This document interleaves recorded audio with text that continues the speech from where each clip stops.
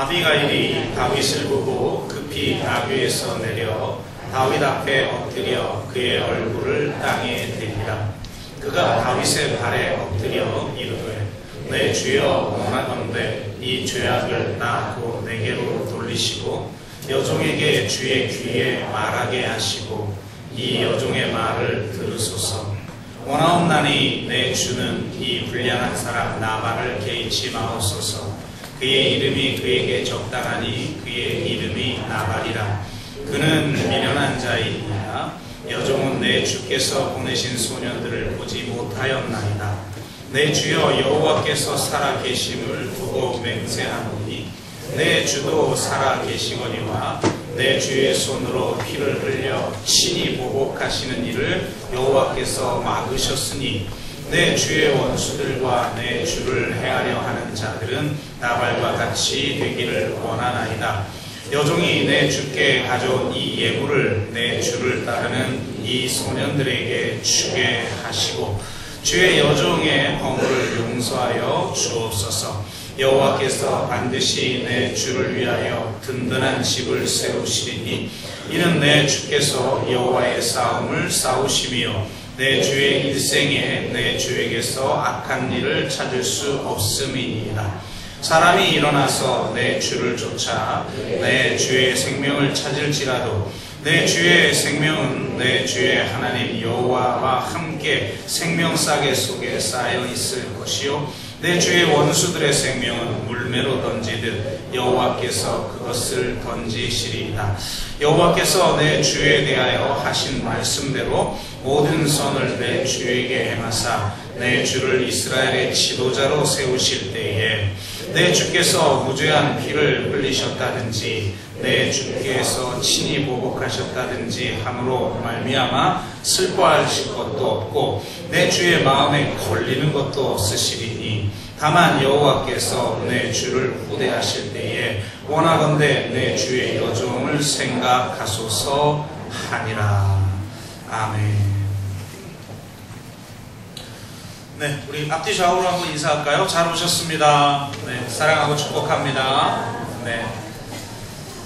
보니까 지난주에는 또 아이들이 수족구 걸린 그런 부모들이 굉장히 많았고 또 김장식으로도 하고 그래서 많은 분들이 빠지셨어요. 이번 주에는 또 좀 아프신 분들이 많다고 이런 얘기를 좀 들었는데요. 이런 어려운 가운데에서도 주님 앞에 나와 예배하는 여러분 모두에게 주님의 은혜가 임하기를 주의 이름으로 축복합니다. 지난 한 주간에 엄청난 일들이 이 사회에 있었죠. 감사하게도 일이 잘 정리가 돼서 순탄하게 진행된 것 같습니다. 그렇지 않았으면 아마 더 엄청난 거센 그런 저항이 이렇게 있게 되면 이 연말 참 힘든 시간들을 보내게 됐을 텐데 잘 마무리돼서 감사하고요. 만약 탄핵 통과 안 됐으면 제가 다른 부분을 통해서 설교를 하려고 했는데 잘 통과가 돼가지고 이 사회, 이 땅이 정말 많이 바뀌게 되는 계기가 될 것 같습니다. 그래서 순서에 따라 오늘 말씀을 좀 나누겠는데요. 오늘 본문의 배경은 다윗이 사울 낯을 피해 아둘람굴에 도망을 갔는데 그곳에 400명이나 되는 그런 사람들이 찾아오죠. 그리고 그때부터 다윗이 이 400명을 책임지면서 하나님 앞에 묻기 시작하고 하나님 앞에 물으면서 참 계산적으로는 말이 안 되는 행동을 하나님의 명령 앞에 순종하는 그런 일, 그 일날을 돕는 그 일을 통해서 400명이 600명이 되는 그런 일들이 일어납니다. 그래서 그 600명이나 되는 사람을 책임지는 위치에서 다윗이 이제 살아가게 되는데 참 만만치 않죠. 이스라엘 나라에서 사울 낯을 피해 어디를 달아납니까? 그래서 이방 족속에게 몸을 맡기기도 하고 용병으로 그렇게 고용되기도 하고 또는 사설 무슨 경호업체처럼 그렇게 다윗이 유랑하고 있는 그 지역의 목동들을 좀 도와주고 보호해주는 이런 일들을 하면서 근근히 살아가게 되죠. 그런 와중에 이 나발이라고 하는 갑부가 양털 깎는 날을 치르게 됩니다. 양털 깎는 날은 이 고대 근동에서는 굉장히 축제의 시간이었고 사회복지적 시혜를 베푸는 날이었어요. 우리나라도 예전에 뭐 장례식, 그 다음에 결혼식 이럴 때 보면 뭐 온 동네 거지들이 다 오잖아요. 뭐 온 동네뿐만 아니라 옆 동네, 윗 동네, 뭐 뒷 동네도 다 와서 식사를 하게 하고 그들을 돕는 그런 일들을 했죠. 그래서 이 양털 깎는 날에 다윗이 이 나발에게 시혜를 베풀어 달라는 요청을 하게 됩니다. 그리고 이 요청은 매우 정당했는데 이 부분을 이 25장에서는 반복적으로 이야기하고 있어요. 다윗의 무리들이 아마 이 나발을 비롯한 그 지역의 목동들을 보호해 준 거죠. 이방 나라의 침입이라든지 비적들의 침입이라든지 이런 것을 막아줌을 통해서 안전하게 이 목동들이 자기 일을 할 수가 있었던 거예요. 그러니까 그것에 대한 보답으로 달라고 한 건데 굉장히 겸손하게 그래도 시혜를 베풀어 달라는 표현을 합니다. 근데 나발이 어떻게 반응을 하냐면 이렇게 이야기해요. 다윗은 누구며 이새의 아들은 누구냐? 사실 다윗은 천천히요, 사울은 천천히요, 다윗은 만만이다. 이렇게 여인들이 노래할 정도고 골리앗을 쓰러뜨릴 정도의 무용담에 그 이후에 다윗의 수하가 되어서 엄청나게 지혜롭게 일을 행하고 이런 게 아마 전 이스라엘 백성들에게 회자됐을 텐데 나발은 마치 들어본 적도 없는 것처럼 그렇게 다윗을 무시합니다. 다윗이 도대체 누구고 이새의 아들이 도대체 누구냐? 요즘 각기 주인에게서 억지로 떠나는 종이 많도다. 내 떡과 물과 고기를 어디서 왔는지도 모르는 자들에게 주겠느냐? 그러니까 근본도 모르는 것들에게 내가 1억을 줄 수 없다. 이런 치욕적인 발언을 합니다. 그러니까 다윗이 너무나 열받아가지고 안 되겠다. 정리해버려야겠다. 이러고 200명은 놔두고 400명을 데리고 나발을 죽이려고 가려고 하는 그런 상황입니다. 참 다윗이 상당히 열받았던 것 같죠. 그러니까 아마 사는 게 굉장히 힘들었던 것 같아요. 600명이나 되는 사람 책임진다는 거 쉬운 일 아니죠. 더군다나 아직 공동체가 제대로 형성되지 않았을 때 얼마나 피곤하겠습니까? 600명이나 되는 사람들이 더군다나 그 사회에 뿌리를 내리지 못했던 그런 사람들이니까 더욱더 그랬겠죠. 오죽하면 나중에 자기 가족들이 대적들에게 끌려가는 그런 일들이 있자 이 다윗의 수하에 있는 사람들이 다윗을 죽이려고 하죠. 참 자기 주군을 죽이려고 하는 그런 일을 할 정도의 사람들이니까 그런 사람들을 데리고 이 책임지는 삶을 살아간다는 게 얼마나 힘든 일이겠어요. 더군다나 사울의 낯을 피해 도망가야죠. 누가 책임지고 자기에게 무슨 먹거리나 삶을 살아갈 수 있는 어떤 기반들을 제공해 주는 것도 아니니까 굉장히 힘들었는데 아니 저렇게 모욕적인 언사를 하니까 아마 굉장히 열받았던 것 같아요. 그래서 나발을 죽이겠다. 그리고 400명을 데리고 나발에게 가려고 하는 그런 상황인데 다행히도 이 나발의 종 중에 하나가 지혜로운 종이 하나가 있어서 급히 아비가일에게 달려갑니다. 그래서 이 상황을 설명을 다 하니까 아비가일이 이제 대응을 하는 그런 내용을 오늘 좀 같이 나누길 원합니다. 지난주에 거사도 치렀습니다. 오늘은 좀 편안한 그런 주제를 가지고 우리가 좀 같이 잠언적인 어떤 교훈을 함께 좀 나누기를 원합니다. 그래서 이 아비가일의 대응을 통해서 우리가 삶 한가운데에서 갈등이 생기고 위기가 생기고 어려운 일이 생길 때 어떻게 반응을 하고 또 어떻게 그 갈등을 풀어가며 협상을 해야 하는지에 대한 그런 원리들을 오늘 좀 같이 좀 나누도록 하겠습니다. 이 상황을 듣자마자 아비가일은 이 18절에 보니까 이런 표현이 있어요. 급히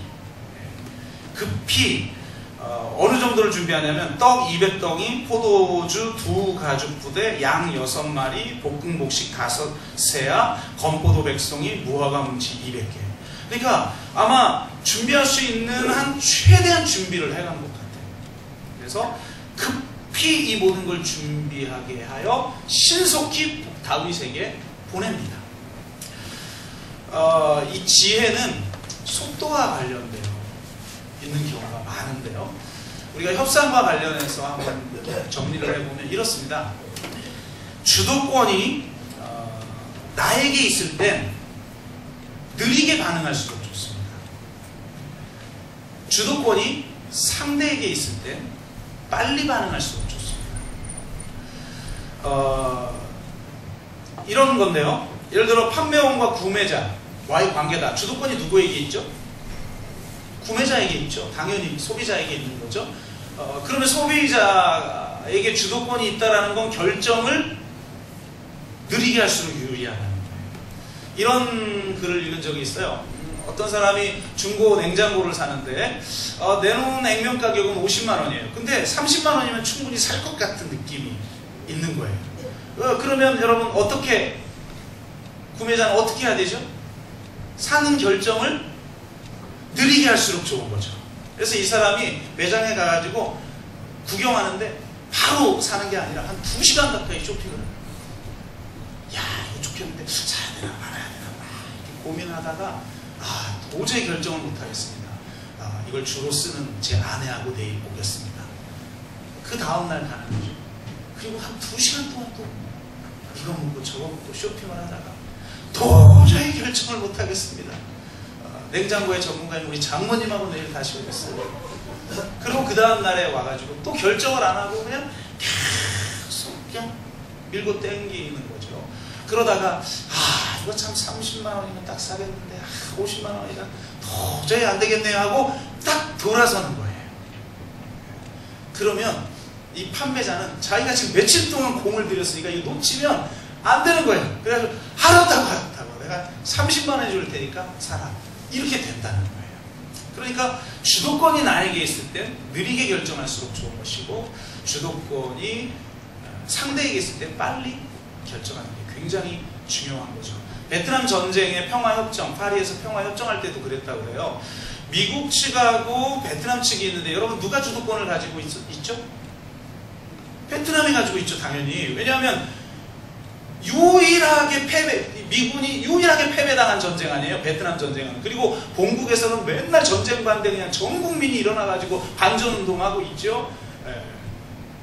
그러고 있으니 이게 빨리 결정을 해야 되는 거예요. 평화협정을 해야 되는 거예요. 그래가지고 이 평화협정을 맺는 협상단들이 그 당시에 그 리츠 호텔에서 묵었는데 일주일 단위로 끊었대요. 일주일이 넘어가면 또 일주일을 계약하는 걸로 호텔 측하고 계약을 맺고 이제 회담에 임했어요. 반면 베트남 측은 어떻게 했는가?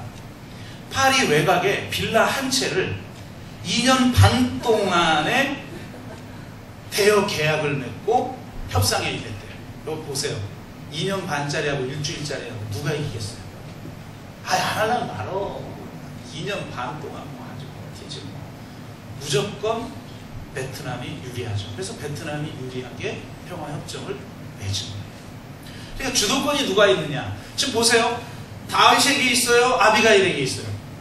다윗에게 있죠. 지금 죽이려고 400명이나 되는 사람하고 밀고 들어오는 상황이니까 이건 무조건 빨리 결정해야 되는 상황이에요. 그래서 지금 급히 이걸 만들어서 보낸 거죠. 그런데 급하면 아비가일이 빨리 다윗을 만나러 가야 될 거 아니에요. 그죠? 더군다나 오늘 우리가 읽은 본문을 보면 이 아비가일이 보통 지혜가 있는 사람이 아니죠. 그럼 빨리 가서 협상을 해야 될 텐데 자기는 뒤늦게 가고 먼저 이렇게 어마어마한 음식들을 준비해서 먼저 보냈다라는 거예요. 왜 그러느냐? 협상에서 가장 유리한 건 뭐냐? 상대에게 빚진 감정을 일으키는 거예요. 이걸 사무성의 법칙이라고 하는데요. 왜 먼저 선물을 줬는가? 상대가 원튼 원하지 않든 선물을 주는 행위 자체를 통해서 상대에게 빚진 감정을 유발시킨다는 겁니다. 이게 굉장히 놀라운 거죠. 이게 일반적으로 마케팅에서도 굉장히 많이 사용되어지고 또 모금에서도 이런 게 굉장히 많이 사용되어진다고 합니다. 원치 않는, 내가 전혀 원치 않는 호의인데도 상대가 베풀어도 빚진 감정이 생긴다는 거예요. 그래서 모금을 하는 사람들이 모금을 위한 편지와 함께 작은 선물을 동봉한대요. 그냥 모금을 위한 편지를 보냈을 때와 선물을 보냈을 때가 모금이 완전히 차원이 다른데, 선물을 함께 보내면 2배 이상의 성과가 있다는 거예요. 왜냐? 나는 받고 싶지도 않은 선물인데 일단 보냈어 상대가. 그럼 빚진 감정이 있기 때문에 어쩔 수 없이 모금하게 된다는 거예요. 심지어는 내가 그 호의를 거절해도 빚진 감정이 생긴다는 거예요. 놀랍죠? 그러니까 여러분, 베풀고 사세요. 평소에 베풀고 선물하는 게 너무 중요해요. 심지어는 이보 전진을 위한 일보 후퇴 전략을 많이 사용한다고 해요. 그래서 일부러 첫 번째 제안을 할 때는 상대가 거절할 제안을 한대요. 웬만하면 성자가 아닌 한 거절할 제안을 하는 거죠. 그렇게 거절하면 그 다음에 2번째 제안을 할 때는 아주 작은 제안을 하는데, 그러면 많은 사람이 그 제안을 듣는다는 거예요. 보통 이렇게 한대요. 예를 들면 하루 동안에 청소년 범죄자를 위한 동물원 견학 프로그램에 자원봉사를 해줄 수 있습니까? 라고 바로 제안을 하면 여러분 몇 프로, 여러분 같으면 해주겠어요? 안 해주겠어요? 네? 이게 이제 미국이에요 하니까 조금, 미국은 이제 자원봉사 문화가 많이 발달을 해서 이게 많이 응하는데, 우리나라 사람한테 이거 하루 시간 빼서 자원봉사 해주세요 갑자기 전화 오면 제가 볼 때 거의 안 하실 것 같은데 17%가 응답을 한대요. 이것도 상당히 높은 거죠. 우리나라는 한 7%? 이것도 높게 잡은 건가요? 17% 정도가 예스를 한대요. 근데 놀랍게 전략을 바꿔서 이렇게 첫 번째 제안을 한대요. 1년 동안 매 주일마다 2시간씩 자원봉사를 해주실 수 있습니까? 누가 해요? 대부분 거절한대요. 그렇다면 하루만이라도 청소년 범죄자를 위한 동물원 견학 프로그램 자원봉사를 해줄 수 있습니까? 그럼 50% 이상이 나온대요. 놀랍죠? 그러니까 사람들은 빚진 감정을 가지고는 못 사는 거죠. 여러분 생각해 보세요. 우리가 구원받은 자의 삶이라는 것도 이런 거와 같죠. 사도 바울이 뭐라고 그래요? 나는 빚진 자다. 이방인의 사도로 부름을 받기 위해 내가 구원을 받았다. 그러니까 이방인들 덕분에 내가 구원받았으니 항상 이방인들에게 빚진 감정이 있는 거예요. 우리가 그러잖아요.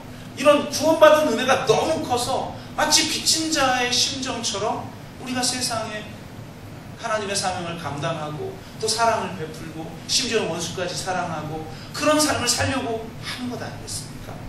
그래서 이 아비가일이 먼저 선물을, 이렇게 급한 상황인데, 이건 지금 신속하게 조치를 취해야 되는 상황이라는 걸 알면서도 먼저 이 음식을 다 준비해서 보낸 이유는 바로 상대의 마음을 먼저 풀고 빚진 자의 감정을 갖게 하려고 하는 것이다. 그래서 협상에 굉장히 유리한 고지에 이 아비가일이 오른 거죠. 그리고 나서 이제 뒤늦게 달려가서 이제 다윗과 마주치는 거예요.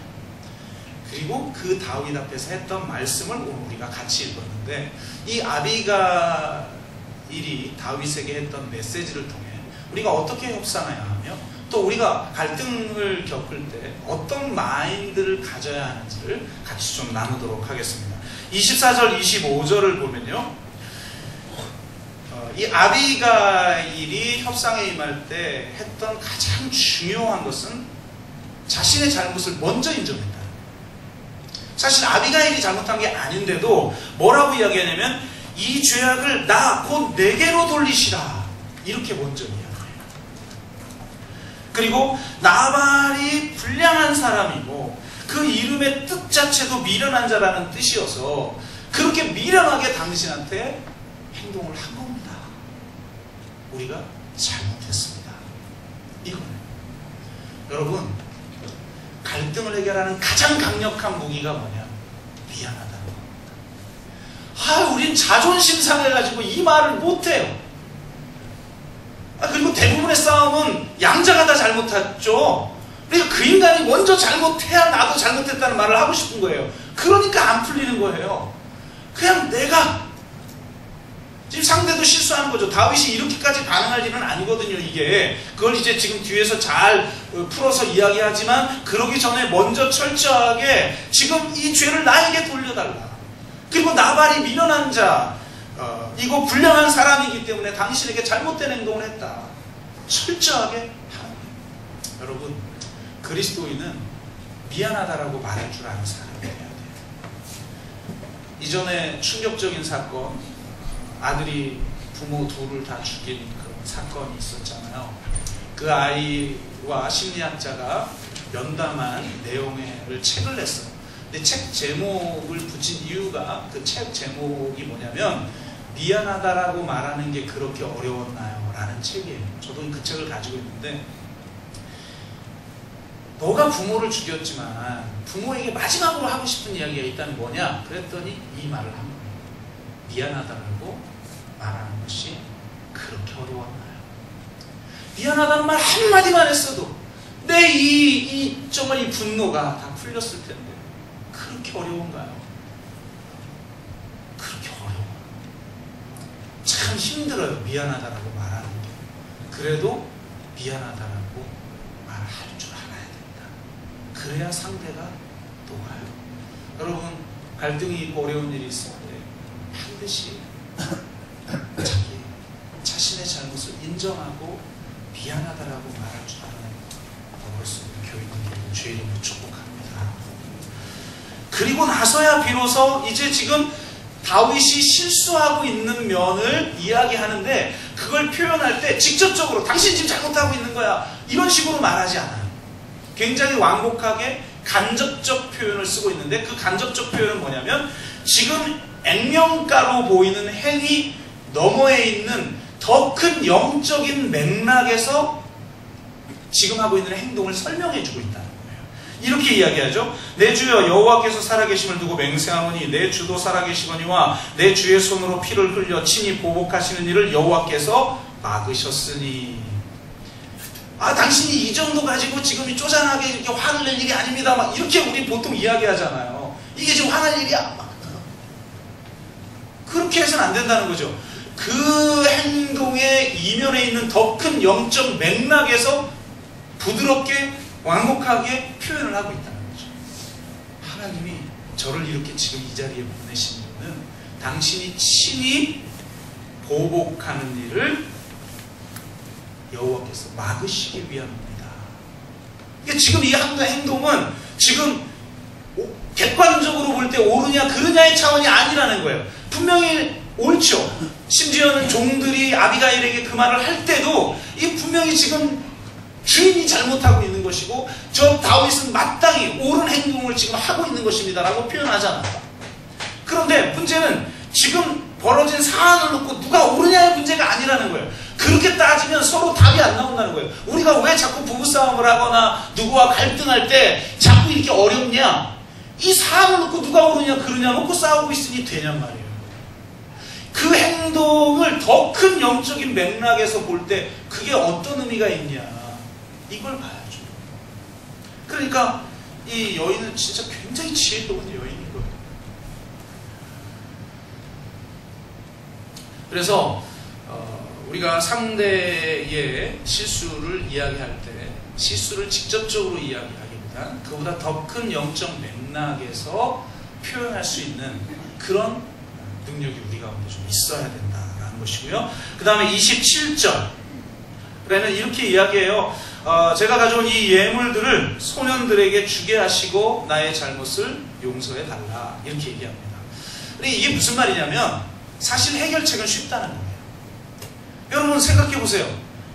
의외로요 해결책 엄청 쉽습니다. 관계 어려운 사람들, 뭐 또 갈등하고 있는 사람들, 어려운 문제에 처한 사람들, 해결책은 쉬워요. 아니 어쩌면 미안하다 이 말 한마디만 해도 풀리는 경우도 있어요. 이 예물을 가지고 소년들에게 나눠주기만 해도 소년들 다 풀릴 것이고 이 모든 문제가 풀릴 것입니다. 뭐만 해결하면 내 안에 있는 감정, 내 안에 있는 찌꺼기, 이게 제일 무서워요, 여러분. 해법은 너무나 단순한데 그 단순한 해법을 우리가 하지 못하고 있는 이유는 내 마음의 앙금과 그 감정적인 찌꺼기들을 계속해서 붙들고 있는 거예요. 그러니까 이 해법이 복잡해지는 거죠. 여러분, 감정적인 문제만 걷어내면 사실 해결책이 쉽습니다. 그래서 그 감정의 문제를 하나님 앞에 가져와서 다 주님 앞에서 풀고 해결책, 그리고 나면 해결책은 너무 단순하기 때문에 그 단순한 해결책으로 이 모든 문제를 풀 수 있습니다 라고 지금 아비가일이 이야기하고 있는 겁니다. 그러면서 이제 28절로 넘어가면서 본격적으로 다윗을 인정해 주기 시작해요. 기가 막히죠. 여기에는 28절, 29절에는 여러 가지 메시지가 있어요. 이렇게 얘기합니다. 여호와께서 반드시 내 주를 위하여 든든한 집을 세우리니 이는 내 주께서 여호와의 싸움을 싸우시며 내 주의 일생에 내 주에게서 악한 일을 찾을 수 없음이니이다. 29절에 사람이 일어나서 내 주를 쫓아 내 주의 생명을 찾을지라도 내 주의 생명은 내 주의 하나님 여호와와 함께 생명 싸개 속에 쌓여 있을 것이요 내 주의 원수들의 생명은 물매로 던지듯 여호와께서 그것을 던지시리이다 라고 말해요. 굉장히 놀라운 거죠. 여러분, 28절은 이건 보통 선언이 아니에요. 이거는 내가 영적으로 늘 깨어 있는 사람만이 할 수 있는 말이에요. 아비가일은 시세를 읽었어요. 하나님이 사울이 아니라 다윗을 세웠구나. 요나단도 마찬가지잖아요. 자, 가만히 있어도 자기가 차기 왕이 될 수 있는데도 왕권을 포기해요. 왜? 하나님이 다윗을 선택했다는 걸 알기 때문에. 아비가일도 이걸 읽을 줄 아는 사람. 나발이 왜 실패했느냐? 다윗이 도대체 누구야? 이새의 아들이 도대체 누구야? 왕을 떠난 이 떠돌이들이 참 많다던데 내가 이 근거도 없는 것들에게 이 나의 먹을 것들을 줄 수 없어. 오직 자기 생존을 위해서 살아가는 사람은 하나님이 이 시대를 통해 나의 삶 전체를 통해 어떻게 이끌고 계신지를 읽을 줄 아는 눈이 없다는 거예요. 근데 아비가일은 이걸 읽었어요. 그래서 뭐라고 말을 하냐면 당신을 위해서 든든한 집을 하나님이 세우실 것이고 당신은 여호와의 싸움을 싸우고 있는 것입니다. 야, 기가 막히지 않아요? 이거는 나중에 사무엘 하로 가면 다윗이 통일 왕국의 왕이 된 다음에 하나님이 나단 선지자를 보내서 다윗 언약을 맺을 때 했던 말이에요. 놀랍죠? 이후에 나단 선지자를 통해서 할 나단 신탁, 그러니까 신탁이라고도 하고 바로 이 다윗 언약이라고 하던 유명한 이 다윗 언약의 성취를 유대인들은 기다렸고 메시아를 기다렸죠.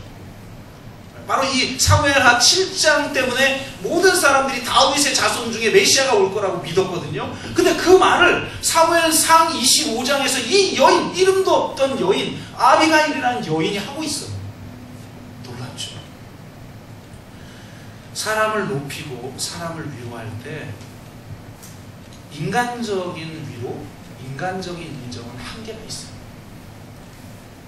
중요한 건 신학적 위로, 신학적 인정이에요. 그래서 우리가 우리를 향한 하나님의 뜻을 늘 깨닫고 살아가는 게 얼마나 중요한지 몰라요. 왜냐하면 상대에게 신학적 인정과 신학적 위로를 해줄 수 있기 때문에. 인간적인 것은 항상 감정에 따라 변하고 상황에 따라 변해요. 근데 하나님은 상황과 감정과 상관없이 그 사람을 향한 그 뜻을 거두지 아니하시고 반드시 그 뜻을 신실하게 이루시는 분이에요. 근데 하나님이 다윗을 든든한 집을 세우기로 여호와의 전쟁, 하나님의 백성을 이 땅 가운데 온전하게 세우는 여호와의 싸움을 싸우는 자로 세웠다라고 하는 것을 아비가일이 인정해주고 있다는 거예요. 여러분, 아무리 힘들어도 신학적 위로가 나에게 있으면요 절대 무너지지 않습니다. 하나님이 나를 어떻게 바라보시고 나에게 어떤 약속을 주셨고 하나님이 그 주신 약속을 어떻게 이루실 것인지에 대한 확신이 있는 사람은요 절대 무너지지 않습니다. 그러므로 여러분, 서로에게 신학적 위로를 해줄 수 있어요. 부모와 자녀끼리 신학적 위로를 해주세요. 놀라운 것은 신학적 위로를 해주면서 상대를 높인다는 거예요. 상대를 높이면 사람은 자기에 대한 평가에 맞게 행동하려는 경향이 있어요. 여러분, 여러분의 자녀들이 왜 방랑하는지 알아요? 여러분이 은연중에 던진 말, 그 아이를 향한 평가가 그 아이를 규정하고 있기 때문에 그래요. 사람은 자기가 높여지면 높여지는 대로 그것에 맞게 행동하려고 해요. 여러분, 그리스도인으로 살아가는 거 쉽지 않죠?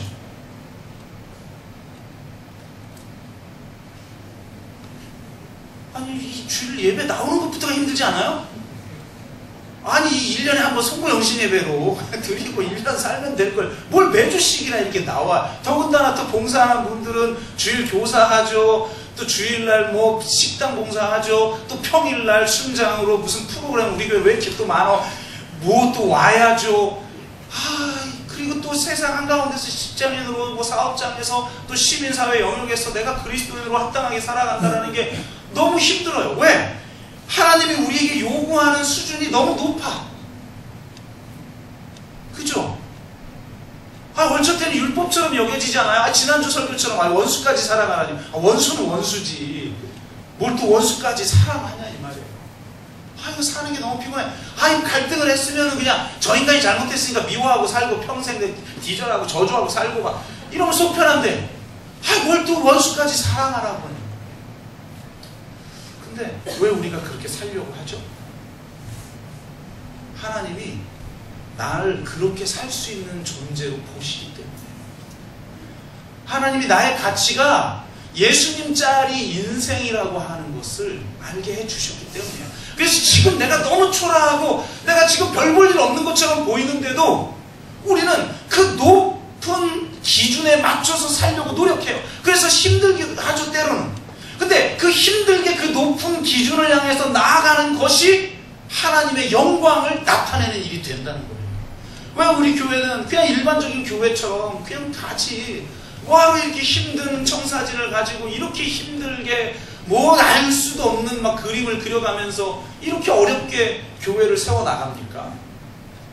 뭐 알아서 각자 잘 살면 되지. 무슨 또 지난주 토요일날 뭐 공동주택 프로젝트 있어요.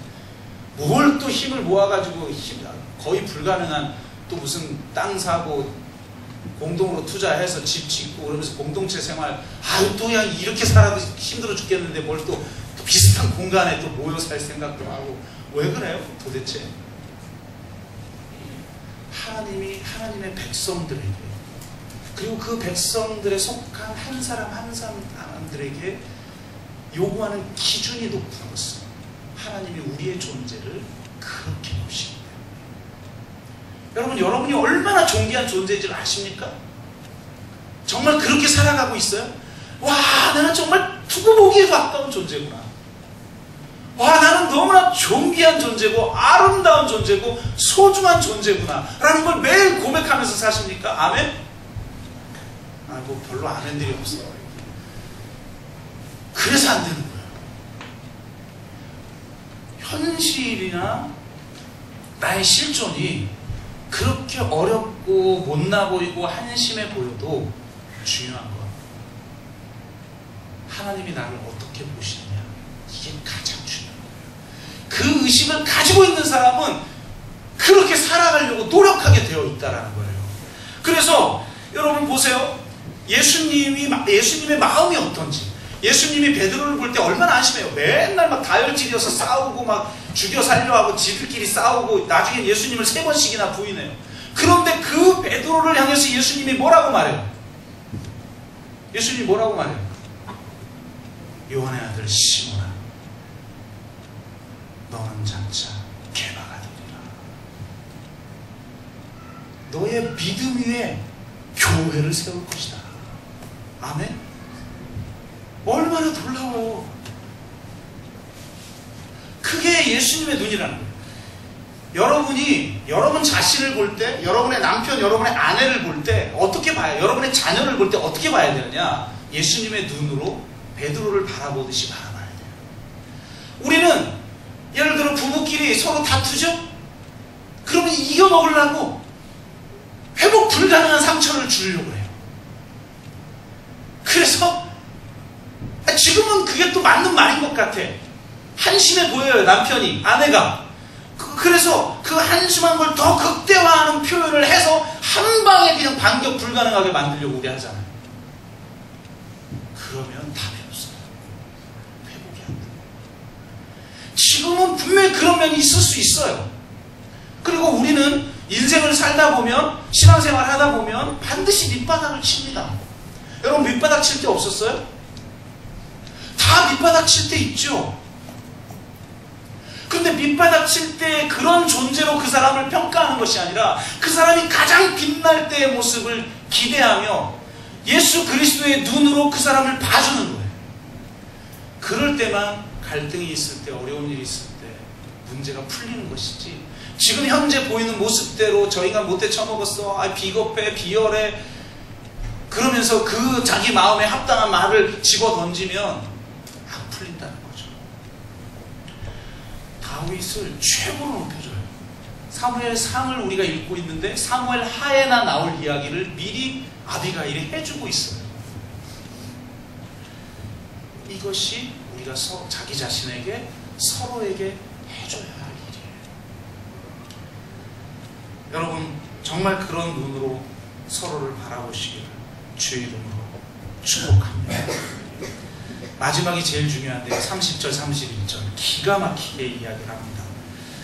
아비가일이 이렇게 얘기해요. 여호와께서 내 주에 대하여 하신 말씀대로 모든 선을 내 주에게 행할 것이다. 뭐예요? 여호와께서 다윗을 기름 부으셨고 그 기름 부으시고 나서 약속하신 그 약속대로 다윗이 엄청난 선교적 사명을 감당할 사람으로, 왕으로 온전하게 세울 것이다.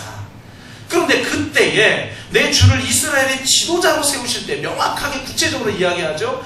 당신이 분명 왕이 될 것이다. 그런데 그때 내 주께서 무죄한 죄를 흘리셨다든지 친히 보복하셨다든지 함으로 말미암아 슬퍼하실 것도 없고 내 주의 마음에 걸릴 것도 없으시리니 다만 여호와께서 내 주를 후대하실 때 원하건대 내 주의 여종을 생각하소서. 참 기가 막히죠. 사람은요 어려울 때 행동을 잘해야 돼요. 그리고 자신이 정말 못나 보일 때 행동을 잘해야 돼요. 자신이 못나 보이고 자신이 실패자처럼 보이고 자신이 한심해 보이면 그거에 맞는 행동을 해버려요. 그러나 여러분 누구나 다 인생의 바닥을 다 치지만 하나님은 그 바닥에 우리를 내버려 두시는 분이 아니에요. 하나님은 반드시 그분의 약속을 성취하시는 분이시고 반드시 우리를 높이시는 분인 줄로 믿습니다. 여러분 이거 신뢰합니까? 확신합니까? 이걸 믿어야 돼요. 하나님이 나에게 주신 약속, 지금은 내가 그 약속대로 되기엔 너무나 부족하고 자격도 없고 못나 보이고 한심해 보이고 실제로 실패하고 있는데 왜 하나님은 그런 약속을 주셨지? 그건 내 공로가 아니라 하나님이 약속했기에 그 약속을 신실하게 지키시는 하나님의 신실하심이 반드시 그 일을 이룰 것이다. 이게 믿음이죠. 아멘? 이 믿음으로 우리가 믿음을 고백하며 나아가는 게 필요하다는 거예요. 왜 그러느냐? 하나님 반드시 높이실 때 우리가 낮아졌을 때 행한 행위가 걸림돌이 된다는 거예요. 내가 별 볼 일 없는 것 같고 아무것도 아닌 것 같고 실패자인 것 같고 하니까 그거에 맞게 그냥 완전히 무너져버리는 거예요, 자기 삶이. 근데 무서운 건 뭐냐면 하나님이 다시 자기를 높일 때 그때 내가 무너져버린 것 때문에 그 높이심이 불가능하게 되거나 쉽게 무너져버린다. 그래서 어려울 때 혹은 무명의 시절 가장 낮아질 때 밑바닥을 칠 때 뭘 기억해야 되느냐? 하나님이 높이실 그때 지금 내가 살아간 삶이 걸림돌이 되거나 그 그것을 무너뜨리는 일이 되지 않도록 하겠습니다 라고 기도해야 돼요. 생각해 보세요. 지금 다윗이 열받았어요. 너무 힘들었던 것 같아요. 아마 다윗 정도 되는 사람이 이것 때문에 열받아가지고 나발을 집안을 완전히 쑥대밭을 만들어 놓고 다 죽인다? 그럼 그렇게 죽이다 보면 아비가일도 죽였겠죠. 그러면 나중에 그가 통일 왕국의 왕이 됐을 때 과연 친히 아까 후회한다고 그랬잖아요. 친히 무죄한 피를 흘렸다든지 내가 친히 보복했다든지, 아니 보세요. 사람들이 존경했던 이유, 사울 왕을 죽일 수 있었음에도 불구하고 보복은 하나님께 있으므로 내가 친히 보복하지 않겠다고 해서 사울을 살려준 그것을 보고 다윗을 따르는 사람들이 신뢰하고 이 사람이야말로 진짜 왕이 되어야 한다라고 믿고 따르고 있는데, 만약에 이것 때문에 화가 나서 그 사람들 다 죽여버리고 무죄한 피를 흘린다든지 친히 보복하는 행위를 했다고 생각해보세요. 나중에 그가 왕이 됐을 때도 과연 그 밑에 있는 사람들이 그를 신뢰할 수 있을까요?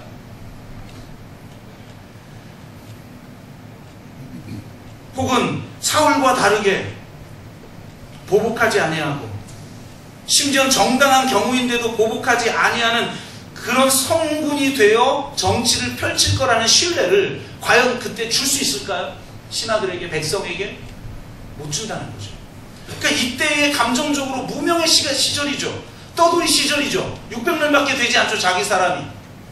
기껏해야 나발이나 이 불량한 미련한 사람에게 그냥 이런 치욕적인 말이나 듣는 그런 시기에 했던 잘못된 행동 하나가 나중에 그가 왕이 됐을 때 그 왕의 권위 자체를 무너뜨릴 수가 있다는 거예요. 여러분, 부하들에게, 수하들에게, 백성들에게 신뢰를 주신 겁니다. 100마리의 양 중에 한 마리의 양이 길을 잃었을 때 목자는 한 마리의 양을 찾으러 갑니다. 99마리의 양을 놔두고. 그럼 나중에 이 잃은 양 한 마리가 어떻게 나 같은 존재를 이렇게 찾으러 오셨습니까? 하고 감사하는데 나머지 99마리는 울 냅두고 잃은 양을 찾으러 가? 라고 생각할 것 같죠? 그러지 않는다는 거예요. 나머지 99마리는 나의 목자가 잃은 양 한 마리를 찾기 위해 저 협곡을 돌아다니며 그 잃은 양 한 마리를 구했다는 데에 대해서 나중에 내가 길을 잃어버려도 나를 찾으러 오겠구나라고 신뢰한다는 거예요. 지금 여기서 이 나발에게 한 행동 하나가 이후 다윗이 성군 정치를 펼칠 수 있느냐 없느냐를 결정하게 만든다는 겁니다. 그래서 당신이 지금 내가 와서 이 얘기를 해줌으로 나발을 죽이지 않는다면 나중에 후회할 일이 없을 겁니다. 라고 말합니다. 여러분, 하나님은 여러분을 높이실 거예요. 하나님은 여러분을 놀랍게 사용하실 거예요. 여러분의 자녀 또한 그렇게 하실 건데 지금 그렇지 못한 모습 때문에 감정적으로 한 행동이 나중에 여러분을 부끄럽게 만들 거예요. 이 감정적인 이 문제 해결 안 하면 내가 아무리 이 산을 옮기는 믿음이 있어, 뭐 이 산을 들어 저 산으로 옮기는 믿음이 있어 아무 소용이 없어요. 왜? 그 믿음도 다 얻고 싶대. 오직 한 가지 사랑만 영원한데 그 사랑을 행하지 못하게 만드는데요. 그러면 내가 아무리 위대한 일 업적을 남겨봤자 무슨 소용이에요? 사상무각입니다. 여러분, 이 말에 대해서 지금 아비가일이 한 이 말에 다윗이 설득당한 거예요. 그래서 뭐라고 말하냐면 다윗이 내가 피를 흘리는 것과 친히 보복하는 것을 네가 막아줬구나. 이야, 이런 여인이 어딨지? 그래서 결국 아비가일하고 결혼하잖아요. 이때가 참 부인이 있는데 이 다윗이 나발이 죽어요. 하나님이 심판해서 나발이 죽어요. 그래서 홀로 된 아비가일을 자기 아내로 맞이해요. 왜? 천군만마를 얻는 것 같죠. 왜? 현숙한 여인이거든요. 지혜 있는 여성이거든요. 영적인 여성이거든요. 그러면 이 길을 가는데 가장 중요한 동지가 될 걸 알고 아비가일을 선택하죠. 여러분, 말씀을 맺습니다. 어려운 일이 발생하거나 갈등이 생기거나 또 내가 밑바닥에 처한 것 같은 어떤 상황에 처할 때 우리 어떻게 이겨갈 수 있겠습니까? 오직 한 가지입니다. 예수의 마음, 그것을 경험하는 겁니다.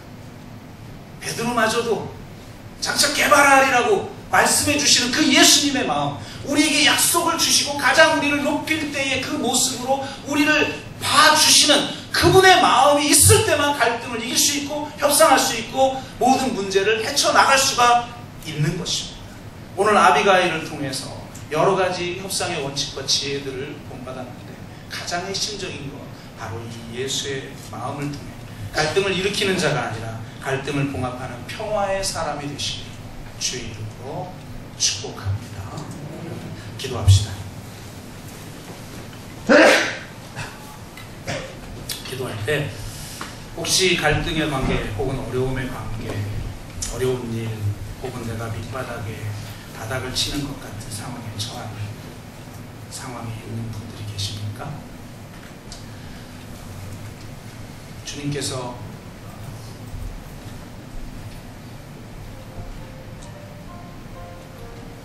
여러분을 높이실 때가 있을 겁니다.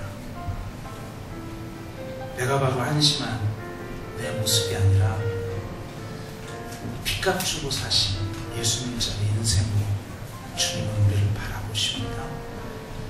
당신의 약속이 온전하게 이루어지는 그런 빛나는 존재일 때의 모습으로 우리를 보아주십니다. 우리 또한 지금 여기만 바라보지 않고 그 미래를 바라보며 허점이 되고 올무가 될 일을 하지 않기를 원합니다. 그리스도의 사랑으로 사랑하길 원합니다. 갈등을 일으키는 자가 아니라 평화의 사람이 되기를 원합니다. 그런 말씀에 합당한 자신의 개인적인 기도 제목이 있으면 같이 기도하고 또 교회를 위해서 같이 한 목소리로 기도합니다. 사랑의 아버지 하나님, 그렇습니다. 아비가일의 행동과 또 말들을 통해서 우리가 갈등의 관계를 어떻게 풀어갈 것이고 어려움에 처할 때 어떻게 이겨갈 것이며 내가 밑바닥을 칠 때 어떻게 행동해야 할 것인지에 대해서 깨닫게 됩니다. 주님, 예수님의 마음으로 나를 보게 하시고 상대를 보게 하시옵소서. 우리를 예수님짜리 인생으로 바라보시고 가장 빛나는 존재로 바라보시는 그분의 그 시선에 맞게 삶을 살아갈 수 있기를 원합니다.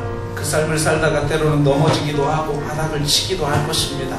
그때마다 다시 주님을 바라보고 우리가 서로에게 그리스도가 되어 주님의 시선이 어떠한지를 서로에게 보여줄 수 있는 사람이 되게 하여 주시옵소서. 주님, 아비가일을 통해서 우리에게 던져주시는 도전 앞에 아멘으로 화답하며 이런 아름다운 공동체를 세워가고 아름다운 관계를 세워가고 아름다운 삶을 만들어가는 그런 우리 모두가 되게 하여 주옵소서. 감사드리며 예수 그리스도의 이름으로 기도드리옵나이다. 아멘.